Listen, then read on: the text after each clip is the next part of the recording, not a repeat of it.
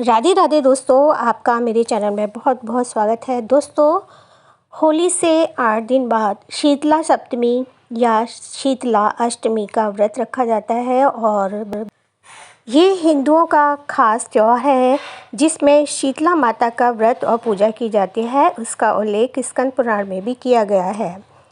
यह व्रत होली के बाद किया जाता है। वैसे तो शीतला माता की पूजा चैत्र मास के कृष्ण पक्ष की सप्तमी तिथि से शुरू होती है, लेकिन कुछ स्थानों पर इसकी पूजा होली के बाद पड़ने वाले पहले सोमवार या गुरुवार के दिन की जाती है। हमारे यहाँ सोमवार को की जाती है। इस व्रत पर एक दिन पूर्व बनाया हुआ भोजन किया जाता है, यानी कि इस दिन ठंडा खाना बासी भोजन किया जाता है। एक दिन पहले ही खाना बना लिया जाता है और जिस दिन सप्तमी का पूजन किया जाता है, माता का पूजन किया जाता है, उस दिन चूल्हा नहीं जलाया जाता है, गरम खाना नहीं खाया जाता है।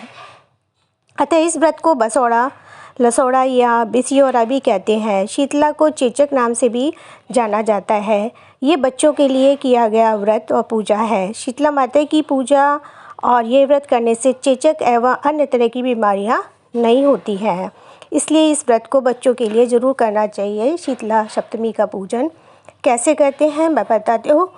व्रत करने वाले सुबह जल्दी उठकर नहा लें, उसके बाद हाथ में जल लेकर पूजा का संकल्प कर लें। संकल्प करने के बाद विधि विधान तथा सुगंध युक्त गंध व पुष्प आदि से शीतला माता की पूजा करें। इसके पश्चात एक दिन पहले बना हुए भोजन, बासी भोजन जैसे मेवे, मिठाई, पुआ, पूड़ी, दाल, भात, मीठा, चावल आदि का भोग लगाएं। इसके बाद शीतला स्तोत्र का पाठ करें और यह उपलब्ध ना हो तो शीतला माता की व्रत कथा सुनें, जो इस प्रकार है। आज के दिन दिया और दीप नहीं जलाया जाता है और शीतला माता की कहानी इस प्रकार है। छोटी सी कहानी मैं आपको सुनाने जा रही हूँ। वैसे कई कहानियाँ हैं, लेकिन एक छोटी सी कहानी इस प्रकार है। किसी गांव में एक महिला रहती थी। वह शीतला माता की भक्त थी तथा शीतला माता का व्रत करती थी। उसके गांव में और कोई भी शीतला माता की पूजा नहीं करता था। एक दिन उस गांव में किसी कारण से आग लग गई। उस आग में गांव की सभी झोपड़ियां जल गईं, लेकिन उस औरत की झोपड़ी सही सलामत रही।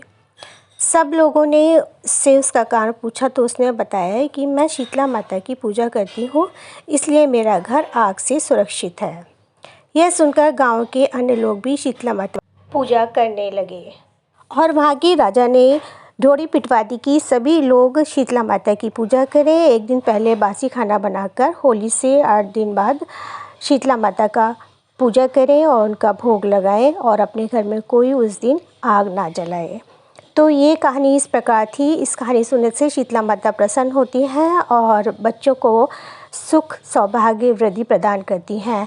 अगर आपको मेरी कहानी पसंद आती है तो उसे लाइक ज़रूर कर दीजिए।